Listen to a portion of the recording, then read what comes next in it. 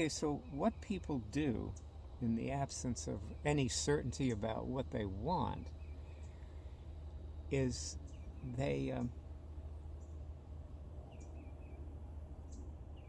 they second guess what they want.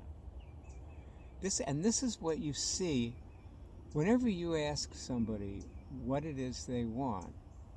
They're taking a wild guess. Or maybe they're just trying to tell you what they think you want to hear or whatever, but you're not hearing what they want. So, and anytime you unswitch someone, or I should say they unswitch themselves, like sometimes, for example, people get angry and they like shout out what they actually want and they unswitch for a minute. That's why a lot of people say, well, I feel better now, because they started yelling, And, but they switch right back because they're not real clear that they unswitched and they don't know the thing they wanted was important as an answer to what they want. Oh, for example, like we used to help people on switch so they could get a signal. So we would say, okay, tell them, okay, just say things you want. And the person would start really editing and like figuring out exactly how can I phrase this. And we just say, no, just blurt out a grocery list of tons of things that you want. And if they did that, at some point they'd get down to, I want a jelly donut. And that would unswitch them because that was all that, the only thing they could muster to want was a jelly donut. They couldn't actually want anything really important. So,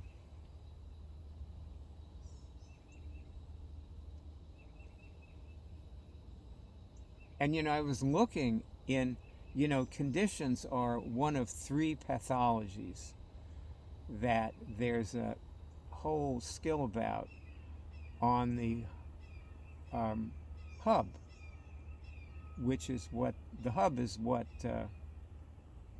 people, when they're in the web college, that's how they navigate around the web college. They, find things or categories on the hub, and then they click on that, and then if it's a category, they get a whole list of things, and they click on that, and there may be more places there always are more places to click inside there. And finally they get down to the thing that's something that's specific enough so it can actually help them focus to cure something. I mean, most people are saying, I want to cure my such and such, and they are not focused. They're all over the place. That's what happens when you don't know what you want. You're just like looking for what you want. You're trying to figure out what you want. And you spend all your time either doing that or trying to recover from getting things that turned out to be horrible. But for whatever reason, you attracted them to yourself. Remember the area in the book on manifesting? Something Freud said, he's a famous quote by him. He said, in the end, we always get what we want. I don't know. I have no idea what he meant by that. But I still like Freud. I mean, he was a pretty good old guy. Jung nailed his problem down. And Freud's problem was that he was adversarial to everything that wasn't part of his theory.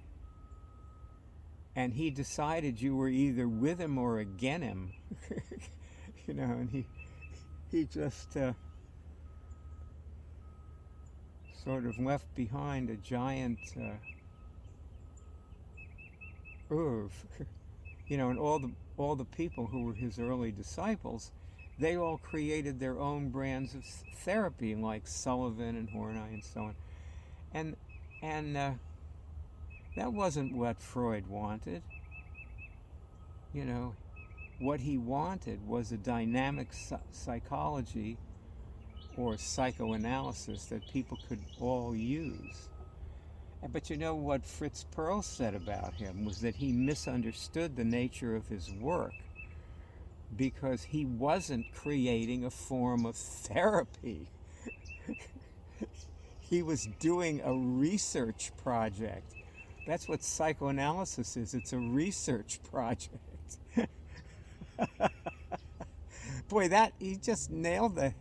Fritz Perls was a genius, you know, and he really nailed that on the head. My God. Anyway, so this is what we've got. You know, we've got people who don't know what they want, but if you ask them what you want, they'll tell you. It'll be a guess.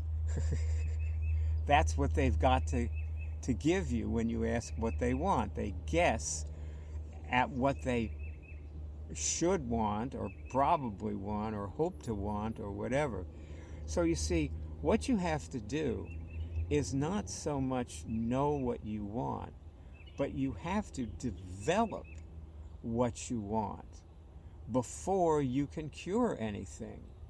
You have to actually frame, and there's really no easy way to do that. Like what we have, like, you know, we have a prayer that in the opening movie of the Webb College, you get this prayer to do.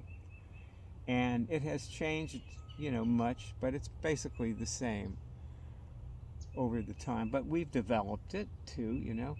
And but you're given this prayer, and you're also told to write down prayers for yourself of things that you think would be, you know, would help you. And as you keep doing this prayer, for example, the other day, I had my friend just do one of the prayers from the prayer called the Switch Prayer. It's a whole list of prayers. And the prayer was, I want to enjoy myself today. And see, I got a signal on that. And he didn't get a signal. And he went like, wait a minute, you know. And he was saying, you know, maybe I don't want to enjoy myself today. So what he did is he decided to test it again and, you know, just keep going till he got a signal. Because that's pretty basic. You know, wanting to enjoy yourself today is pretty basic. And I will tell you something else, that if you cure, here's what people do. We used to show people how to cure their herpes and flu and other things. Well, with herpes, they would, you know, they would remove their herpes from various bodies that we showed them, you know, how to do that. Basically, you just have to access the body. Like, you know, I'm now removing herpes from my gravitational body. I don't think I had any in there to begin with, so, but I still got a signal because it was a dramatization. Anyway,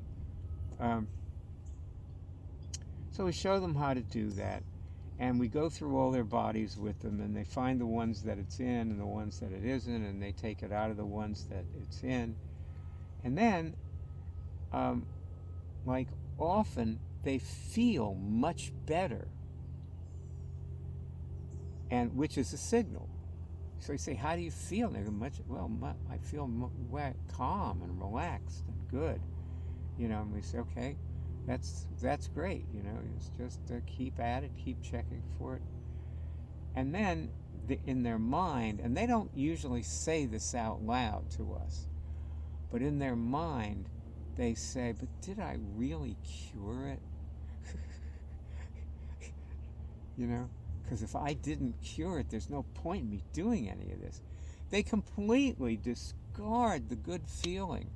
And of course, a few minutes later, they're back to feeling the way they felt before they ever did anything.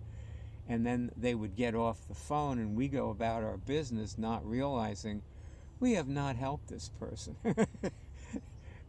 they're, they're just as much of a doofus as they ever were. They're as much of a doofus as they were when they went out and gave themselves herpes. And they thought they were so proud of themselves because they picked up the hottest chick on the meat rack. It's just too funny.